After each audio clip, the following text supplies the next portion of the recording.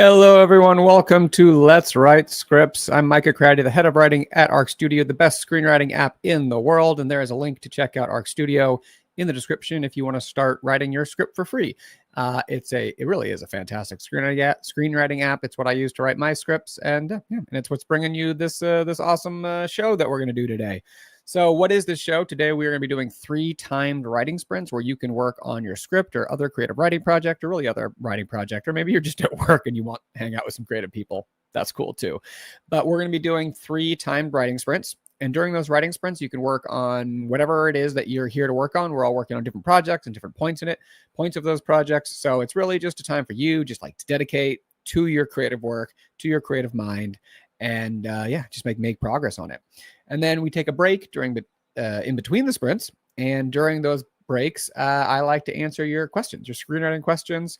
Maybe it's something specifically about your script or something about screenwriting in general. But it's going to be a great time. But before we get into it, I want to know where are you and what are you writing today? Those are our 2 standard questions that we jump off with. Where in the world are you? Love seeing people from all over the world tuning in for Let's Write Scripts. And what are you writing today? What kind of project are you working on? Where are you in the process? I love to hear it. People writing movies, TV shows, short stories, sometimes poems, sometimes plays. And again, sometimes people are just like having to do their day job work or their school work, and they're joining in for the creative company, and I love it. And then also I like to do a discussion question. And this is, life's busy. You may be working on some other stuff, or you were doing some other stuff today, and you are just kind of like trying to switch over into the creative mode, which can be difficult. So to start off, we do like a discussion question. And so this discussion question is, how do you deal with hitting a creative wall after your initial enthusiasm fades? I'll share some thoughts on this in a minute, but I want to hear what you think. Because I've heard people have asked this question kind of before. You'll start a new project, you're like writing a new script or something, and you're really excited about it and like, oh my gosh, it's going to be so great. But then you kind of hit a wall pretty soon and you get frustrated or you get bored, or it's just kind of like stuff starts to get tough and maybe you like lose momentum and you lose enthusiasm for it, and this beautiful exciting thing that you were doing suddenly doesn't feel that way anymore. So you hit that creative wall. And this is something I think is pretty common for writers to face. So I want to know, how do you deal with hitting that creative wall when your kind of initial enthusiasm fades? And I'll share some thoughts as well. And I'm working on a video for this that'll be out next week. So I'm kind of been like thinking more. I'll go a little more depth in it in that video, but I want to hear your thoughts.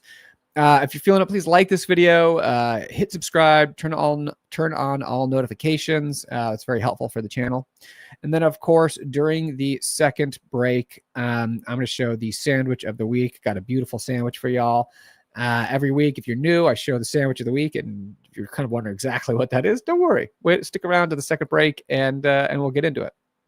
So to answer these 3 questions myself, I'm in Los Angeles, and the weather's been weird. It kind of like cooled off briefly, and today it's hot and it's kind of muggy, and we're supposed to have thunderstorms tomorrow. So it's kind of all over the place because it's actually like hot and muggy. It doesn't feel like LA right now. It feels, I don't know, like the East Coast a little bit, which I don't like. I like the dry. If it's going to be hot, I need it to be a dry heat. That's why I'm here on the West Coast. And I am going to be working on a pitch for a pilot. So I'm working on that pitch. I kind of have my first section down.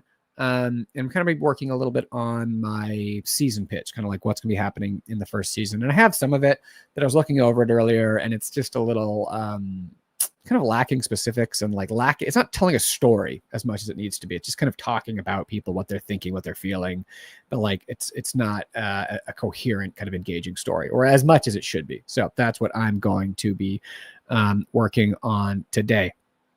And then for this kind of question about like, how do you deal with hitting a creative wall after your initial enthusiasm fades? There are a couple thoughts that I'll just share kind of here at the outset. And some of this has to do with the mindset, I think, when you're going into writing a project, when you're working on something, because when you are excited about an idea, it's very fun, right? The grass is green. This is beautiful. It's going to be rainbows and puppies and fireworks, and like just everything is going to be awesome. So that's kind of the initial stage. And then you're kind of dreaming about the end of it, you know, when you're like, oh, you're going to have this thing written and it's going to be amazing, and you're going to like share it with the world and it's going to be amazing and everyone's going to love it, right? So you're starting with something really fun and you're aiming towards something really fun, but in between there's this gap. And in that gap is where you can sort of hit a wall. And part of that is because it's a lot of work to get from the fun start to the fun end. In between is a lot of work. And it can be very hard. It can be very frustrating. And it's kind of not what you signed up for. You know, like you were coming into this because it was fun, because it's exciting, because you want to tell a story. But then like suddenly your brain's like hurting and you're tired and like you don't know what to do. And you're like, okay, this is wrong. This feels wrong. So I'm just going to kind of give up. And I think what could be really helpful is instead anticipating that wall. If you kind of come into it thinking like this is work, because creative work is still work. That's kind of the hidden truth, right? That it's still work that you have to do. So it's still going to be difficult. It's still going to take time and effort. But if you come into it with that expectation, then when you hit that wall, it's not as frustrating or like demoralizing, because you're just like, yeah, okay, this was supposed to happen. It was supposed to get hard. So coming, even just like that kind of change of mindset can make that sort of initial snag or that initial bump in the road you hit not feel overwhelming, because you can be like, yeah, this is part of the process. Don't worry. You know, I was expecting this to happen. And then another issue is that when you hit that snag, it seems like there is like just such a huge gap to where you need to be, right? Because it's like you're at the beginning and suddenly this thing which like felt so close suddenly just feels so far away. Like you had this idea for this creative project, for this script, and it's amazing. And when you first had the idea, you can see it and you're like, oh my gosh, it's just there. I just need to do it. But then you start doing it and suddenly it gets hard and the end point feels so far away and it almost feels like impossible, and that you're just going to have to like slog your way through all this stuff to get there. So there's this huge like fun gap in between where you are and where you want to be. And it's just like, why do I want to go through this if it's just going to suck for so long, if it's going to be so hard and so painful for so long? Like, I don't know if I really want to commit to that. And my sort of advice for that is that gap is a lie. There's not actually just a huge gap from the fun beginning to the fun end. There is actually little moments of amazement and wonder and joy along the way, because what you're doing often is creative problem solving. And that's the thing that can be hard. Like you hit the first creative problem that you need to solve and your brain's like, oh my gosh, this is really hard. I wasn't expecting this. But if you solve that creative problem, that's the fun. Like that's where the fun is when you are a creative person. When you solve a creative problem, it's just like, it's amazing. It feels so good. And so if you have that mindset, suddenly that gap between the fun start where you're excited at the beginning and the end point where you're like, oh, it's going to be amazing, all along the way are dotted these little boosts that you're going to get when you think of something new, when you come up with a great line, when you come up with a great scene, when you come up with a good twist, when you come up, like all of these things that you're coming up with along the way are boosts of joy and like literally like dopamine hits for your brain. So when you hit that gap, when you hit that first snag at the beginning of your project and you're like, oh my gosh, the end is so far away, and it's just gonna be so much just an unending slog of hard work to get there, that's a lie. There's a lot of joy along the way. So if you work, you will be rewarded with joy along the way. So I'm gonna have some more stuff in a video next week, but those are two things that I would share with. Welcome Cash from Arkansas, Zoe from Illinois. So Cash is, when he hits that snag, that creative wall, usually I move on. If I come back, it's worth continuing. If not, then it wasn't really a good idea. So I think there isn't something in here, which is to say that sometimes you do need to put, and this is like an answer to the question of, what do you do when you hit a creative wall? I would say though, don't give up so easily. Because of the things I said. Sometimes you do need to take a break. And that's oftentimes like when you're deeper in a project and when you're just really, kind of exhausted by it a little bit. But I would say, don't walk away so quickly, give it some time, sit with it. And then if you need to take a break, you can do that. Because I put, scripts in a drawer for a year and then come back to them. But usually it's when I've been working on it a while. It's not really at the beginning of the process. Diamond from LA, waiting on notes for pilots today, working on an outline for short. Awesome. Good luck today. Christian, welcome back from South Carolina, running the fine tooth comb through a third draft. Well, if you find any lice in there, I hope you remove them. Tessa from Studio City, welcome. Alexa from Atlanta, working on research for your pilot. I'm also doing a little short video next week about research, which is going to be fun. Try to bring my friends on board and have them hold me. So this isn't to answer the question, what do you do when you hit the creative wall? Try to bring my friends on board and have them keep me accountable and give advice. That's so fantastic. Yeah, having a creative community is so helpful, whether that's just friends, it's sort of informal, or a formal writing group. But like that kind of support can be invaluable. Denise from Nashville, the South Dakota is in the house. Pam in New Mexico. You're facing the vomit draft of your sitcom pilot. You hit away for a year. When my enthusiasm fades, I tell myself, Micah just says write the vomit draft without judging. That's good. If I can be there as a little angel on your shoulder, I will take that. That's fantastic. Juno in Massachusetts. When I hit a creative wall, I try to define what excited me about the idea, what feels impossible while continuing. Then I tell myself a story about how I overcome that obstacle. That works. Oh, that's fun. So you like put yourself, it's like meta storytelling where you're like telling a story about how you're solving the problem in your story. I do stuff like that too. Anytime you can like step back away from the problem, like that's why I love free writing. And I like espouse it on this show, because like with free writing, it's like, you're not dealing with the problem, you're writing about the problem, and you can kind of like trick yourself into dealing with the problem.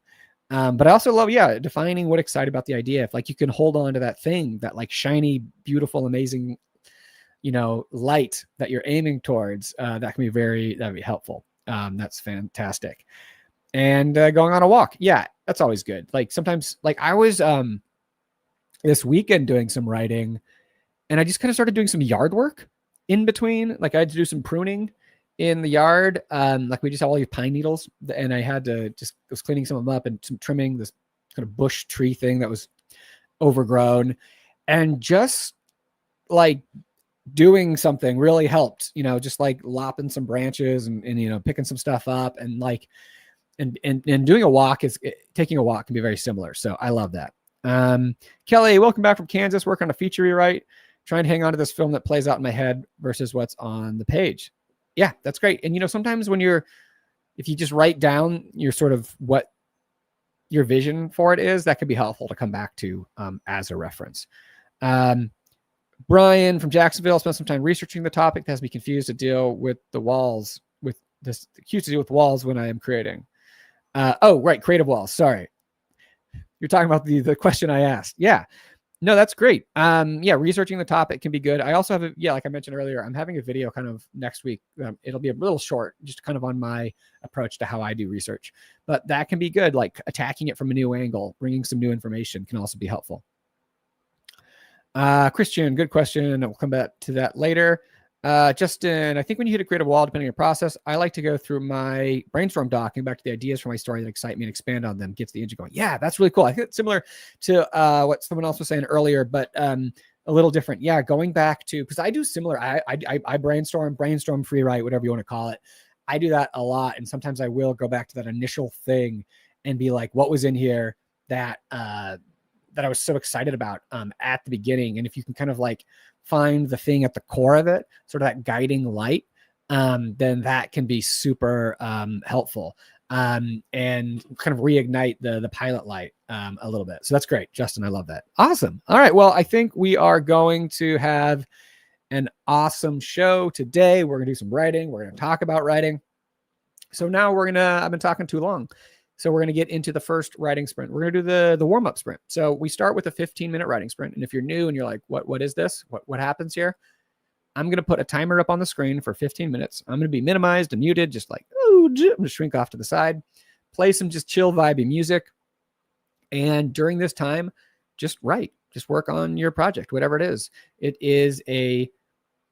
I kind of think of it almost as a sacred time. Like it is just a time that you have set aside and be like, this is a special time for me and my creative work. So I'll put the timer up, we'll play some music. And then after the 15-minute sprint, we'll come back, we'll chat about how that sprint went. You guys can ask any screenwriting questions you have and I'll answer them. And then we'll do some more writing later on. So 15 minutes on the clock. And like for the 15-minute sprint, like you can hear the music. I'm going to play it. It's very chill. It's vibey. We're just like, oftentimes you're free writing or reading back over what you had before, and you're just kind of getting in that creative zone. So like, don't pressure yourself too much on this opening sprint. You're here just to like get in the mood, find your groove. And if you get some work done, that's like a bonus. Fantastic. So here we go. 15 minutes on the clock. I'll catch you guys on the other side. Let's write.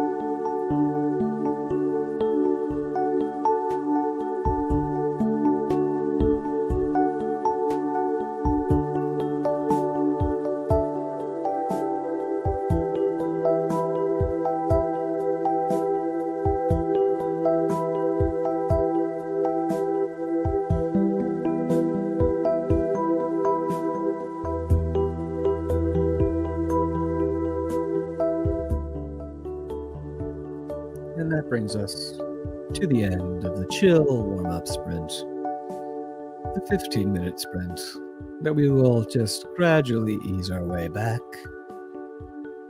into the talking portion of the show. All right, that's enough of that. Hopefully I didn't freak anyone out with that transition.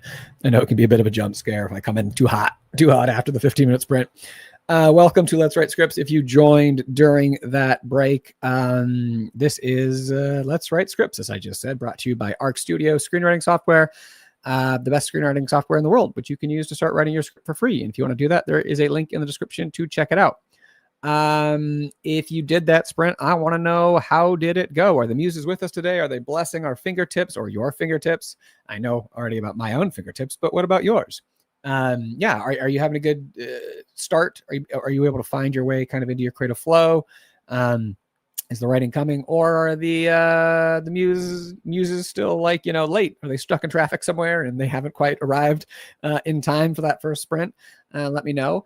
And if there's anything specific that you're dealing with in your script, a specific question or problem or something that you're struggling with, feel free to ask questions in the chat and I will answer them. I love answering questions. It can be, again, specific for what you're working on right now, or just general screenwriting questions that you might have, particularly craft related, which is, the focus kind of this show. So get in the chat and let me know. For me, that was pretty good. It was I think it was like a quintessential warm-up sprint. Like I'm getting into the thing. I'm kind of finding my way forward, but still, wasn't kind of hitting like on all cylinders yet, to use an automotive metaphor. Not in top gear yet. I was like in first gear and then maybe up into second gear and maybe third gear. I'm assuming this is a 5-speed transmission. I actually don't know how to drive manual, but I understand how they work. But yeah, not up into like top gear yet. So yeah, but let me know how you're doing. Let's see here. Anthea, welcome. So glad you're here. Kelly went fast. Muses have arrived for once. That's great. There was no traffic. They were able to just get here right away. They found parking. These are all LA problems that I'm talking about. So wonderful. Denise had a good, fun sprint. Story went totally to another place in an exciting way, because sometimes that can be really cool or sometimes that can be kind of scary, but I love that. Fantastic. Cash wrote the cold open for your second episode. Great. Brian, the muses are coming through strongly. Man, everyone, the muses are earning their paychecks today. Sometimes they're slacking off, but today it seems like the muses are here with us. Let's see here. Usual thing that I've created a new character. Awesome. Hopefully that character leads to some cool stuff. So a couple questions that we had here just to get started. Christian was asking, when do you submit an early draft for professional feedback / coverage? Is a third draft too soon? So this is a tricky question that there's not like a general guideline to. It's more like a constellation of factors that you can take into account. And those factors include, but are not limited to, your budget. How much money do you have to spend on stuff? That's number one, I'd say. Number two, the access you have to other readers who can give you quality feedback for free, like a writer's group, friends, people you went to school with or whatever, an online community, like a script swap kind of thing, anything like that. Three would be, so that's two. Three would be the general quality kind of the draft and where you feel it is, and have you got it as far as you think you can get it. So because of that, I can't say exactly when. So for you, Christian, it could be a good idea potentially to get some feedback on it. But it kind of just depends again on what's your budget? Do you is this something that you've decided that you're going to spend money on? And it's I always feel like I can't just tell people, yeah, do this thing. I don't know everyone's financial situation, and it's that's a real thing. We're in the real world, right? We're not, we in our writing, we're not necessarily in the real world, but we are writing in the real world. So those are some things I would just say to consider. I would think in a third draft, it wouldn't be necessarily insane to think about getting coverage, but it's kind of a question you have to answer for yourself. But hopefully that helps just a little bit. Kind of on that similar thing, Alexa's asked, will 5-page reviews, 5-page reviews? Geez, I can't talk today. It's hot and muggy, and it's just like my tongue is just like the muses are here, but like my tongue is not. Like it does not want to be here today. Will the 5-page review days come back? So we did this thing called 5-page Mondays where you could on the forum, but the forum really wasn't just it wasn't taking off. It wasn't getting a lot of use. It would be cool to do something like that. You know, I don't know if it would be officially from us. I know some of you guys have like started Discords, and if like, you know, you guys started your own like another Discord together and you could do script swaps and stuff. Like there are things on like Reddit and other communities where you can do put pages to get feedback on. But we don't have an immediate plan, I would say, to bring it back right now. Cash, are festivals a good place to take shows? Are there benefits worth the cost? So this is gonna be similar to the stuff I was talking about with Christian, you know, where it's like,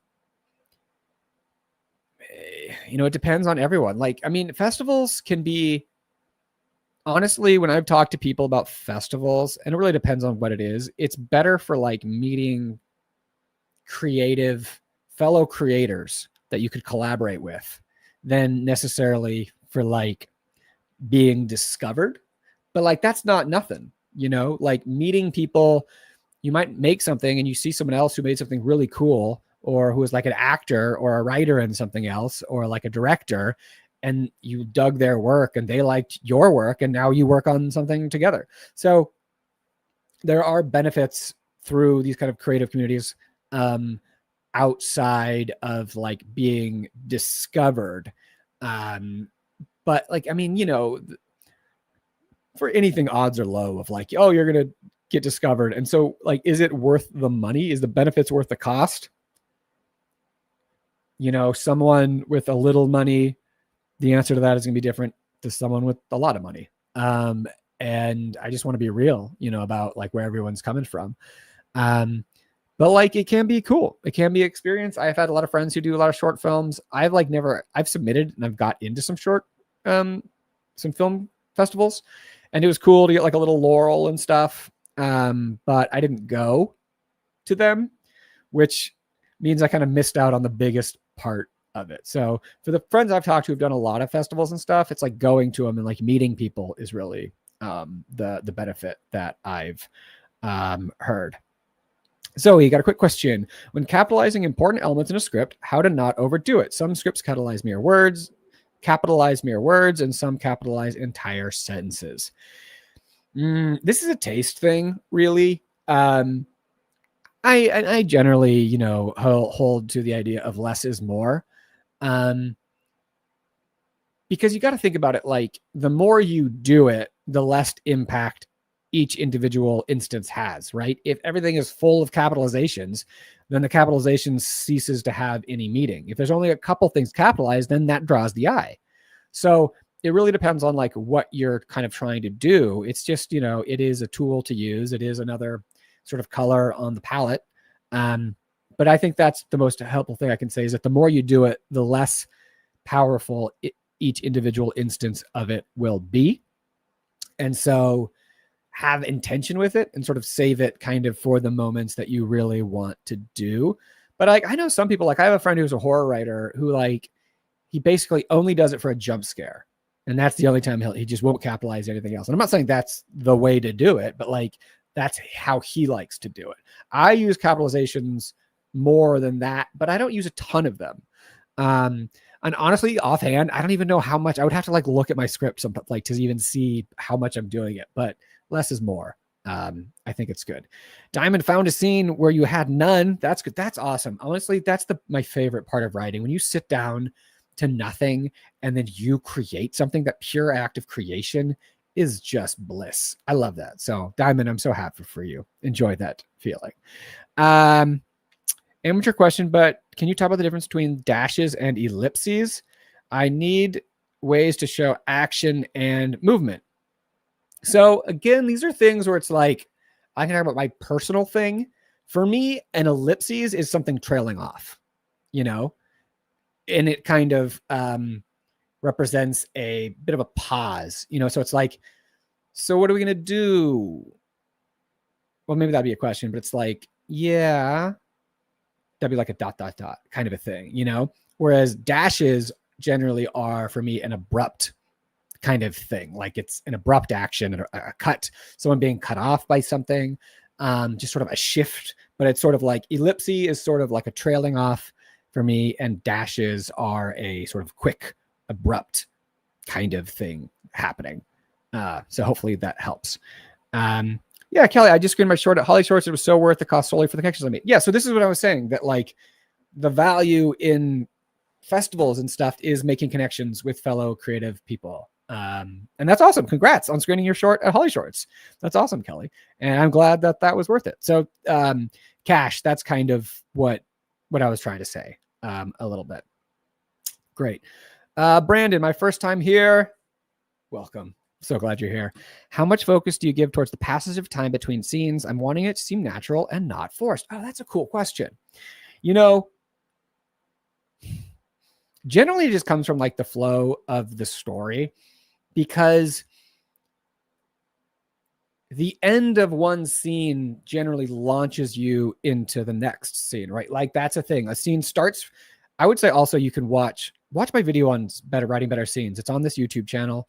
It's I think it's like, what is the point? And me going like this in the thumb, or like that in the thumbnail. Making video thumbnails is so weird. But I talk a lot about like how scenes work and you know what their purpose is. So that there'll be more detail for you in there. Basically, like scenes are often about a question. Someone wants something, they're trying to get it, and in the end, they kind of succeed or they fail. But basically, something happens that then moves the story forward in some new way. So that new way, the momentum at the end of the scene kind of tells you how much time, because sometimes it's like, it's a car chase. So it's like boom, boom, boom. Everything's happening after. Sometimes it's like, you know, someone's at home, then they're at work, right? Because that's the natural, that's like the next thing we care about. So it's like, when's the next thing we care about? And it's like, are you showing the commute? Are you showing him getting in the car? If there's something about that that's relevant to your story, if it's like him being frustrated in traffic, then like, yeah, that could be part of it. But if not, you're just going to skip from him at home to him at work, or her at home or at work. Does that make sense? So let the story kind of tell you when the next scene needs to take place. All right. Sai, how to write a banger end to a movie where it's not an end, but it still goes on in your mind. My favorite is 10 Clover Lane, when Heron was 2 years ago, to Safety Another Road. Yeah, I mean, so I think also in 10 Cloverfield Lane, that's probably like trying to set up a sequel, which is almost like television in some ways, right? Where like you're ending an episode, and like the secret for like episodic story. Sometimes like in terms of television, I just think of it as like episodic cinema, because like the walls between TV and movies have, you know, deteriorated a little bit. They're like closer than they used to be. But oftentimes what you're going to do, you know, in episodic storytelling is you're ending one story and then launching the next, right? And that's kind of the secret to TV in serialized terms. If it's like an episode of Law and Order or something, it's self-contained. But oftentimes if it's like serialized storytelling, you're ending one story, kind of answering one question, but then asking another question. So kind of at the end of 10 Cloverfield Lane, you know, it's asking another question. Will she survive? What will she encounter on the road? You know, like these kinds of questions. So answering the big question of the story of your episode of your movie, that's what an ending is. But then if there's going to be more, you are then also in the end asking a new question that's going to push the story forward here. All right. So this is fantastic. I'm loving it. Loving the vibe. Great. Let's write more. We're going to get into the second writing sprint. And so this is the 25-minute writing sprint. We're a little more warmed up, a little more energy. I like to call it the Goldilocks sprint, because you're warmed up, but you're not too tired. It's just right. It's the bed with the perfect firmness, or the porridge that's not too hot, not too cold. So 25 minutes on the clock, and play some more vibey music. I think also people generally like the music best in the 25-minute sprint, which is funny. This is all just like public domain music that I found. And this is called relaxing music for reflection and creativity 16102. So like really high quality. That's actually great though. I love this music. So I'm going to put a 25-minute timer on the clock. We're going to dive back into our writing and just really, you know, put your phone away, Try to block out, turn off your email notifications if you can or whatever, all that other stuff, and just try to really focus in on your writing. And then we'll come back and chat a little bit more in the next break, and I'll show the sandwich of the week and I'll answer more questions. And it's going to be a great time. I'm loving it. So glad y'all are here. 25 minutes on the clock. You ready? You ready? They were late.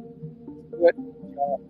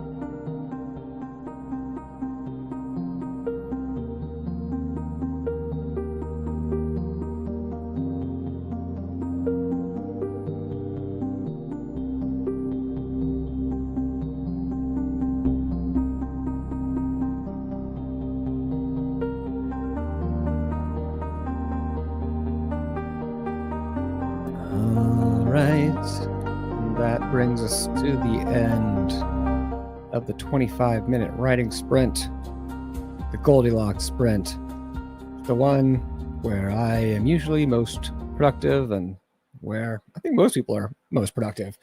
If you just joined in that sprint, welcome to Let's Write Scripts. We've done 2 writing sprints. We're going to do one more.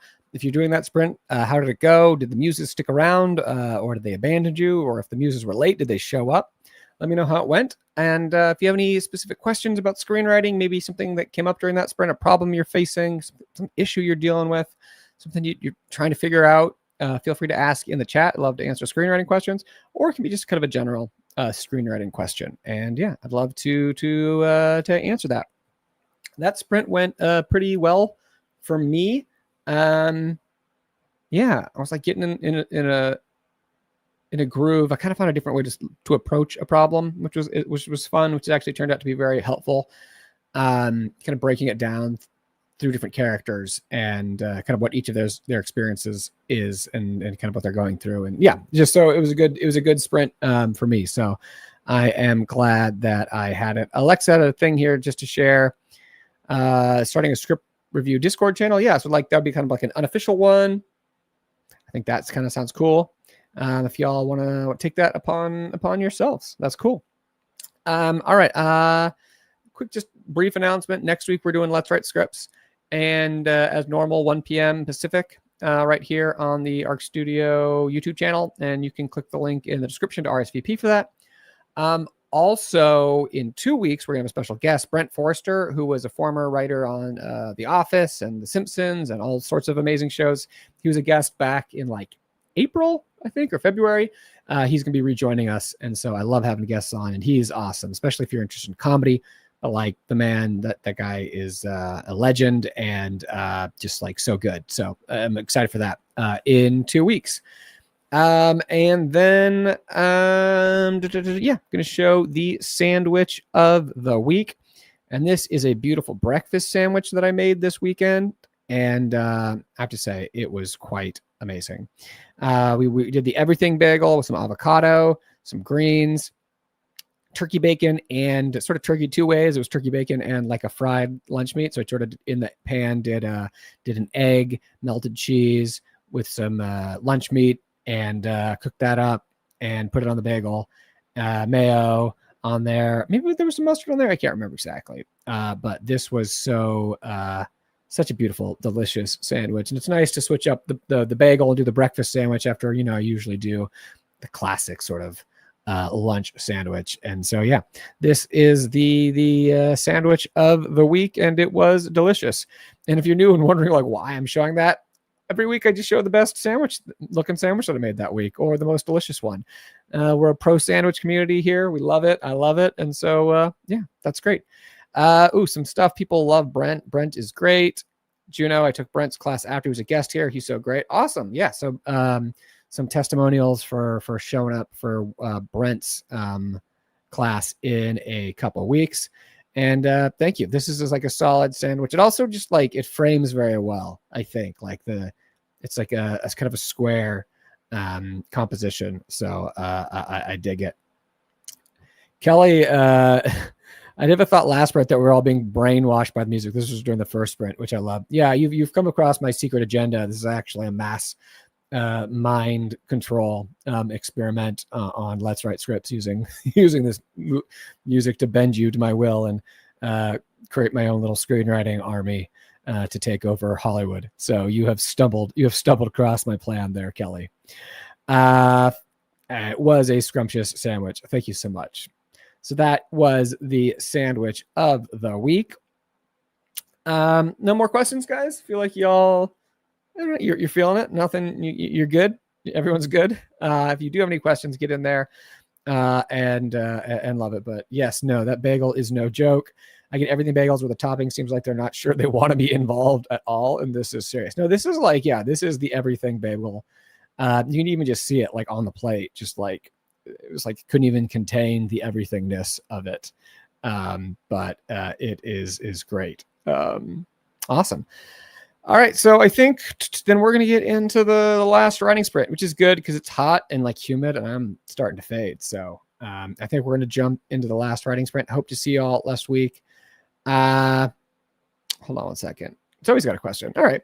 Would you say 4 pages of dialogue is too much for a screenplay? So you're saying, I'm assuming this means like 4 continuous pages of dialogue. No, not necessarily. I mean, it kind of depends what it is. I mean, like there should be, you know, some action. I would just like breaking it up, but like a 4-page scene of dialogue isn't crazy, I don't think, in my mind. Yeah, I mean, you certainly are going to find that like scenes with that, like a long dialogue scene will be multiple pages like that. But again, you know, it shouldn't just be straight dialogue. Like you want to break it up with action. What is there movement in the scene? What are people doing? What's the physicality? What's changing during the scene? But yeah, I think that's totally doable.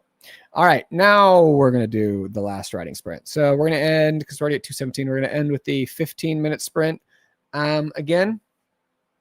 And thank you all for joining today. This was awesome. I love hanging out with you guys and writing and answering questions and just you know, getting into the creative vibe. I hope to see you all next week, again, Wednesday at 1 p.m. and the week after that. And I hope you all keep writing, you know, throughout the week here. Oh, but hold on a second. Justin has another question. Then I'm actually, what are the parentheticals? It seems to always change. Never write directions. Don't write tone. Any thoughts? I wrote a blog post about parentheticals on the Arc Studio blog that I would say check that out. Hold on. I'm gonna like pull it up here. It's called The Art of Parentheticals. Yeah, The Art of Parentheticals on the Arc Studio blog, and it kind of goes into that, Justin. So hopefully there'll be some info there for you to check out. All right, so now we're going to do it 15 minutes on the clock. If you have to leave during the sprint, no worries. Thanks for coming. Say farewell in the chat. Let me know how it went. And if you stick around to the very end, we will do our final farewells. So here we go, 15 minutes on the clock. Let's try to just dig deep and give this last bit of time to your script. And then we will say our farewells. So here we go, 15 minutes on the clock.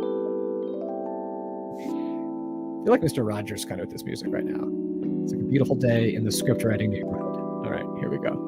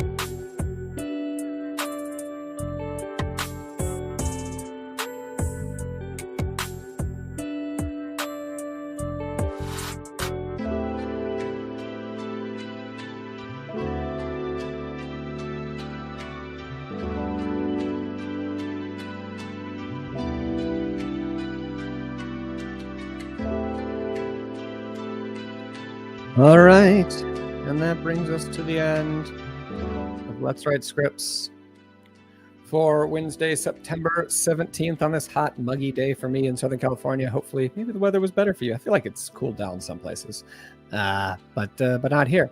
I'm so glad you all were here. I hope you had a great time. I hope you got some writing done. Maybe solve some problems in your script or whatever you were writing. Yeah, maybe had fun, maybe learned something, or just really got to exercise your creative muscles. As always, I loved chatting with you guys, sharing what I can, answering the questions, and just getting some writing done myself. I hope to see you all next week at the same time, same place on the ARC Studio Screenwriting channel, 1 p.m. Pacific.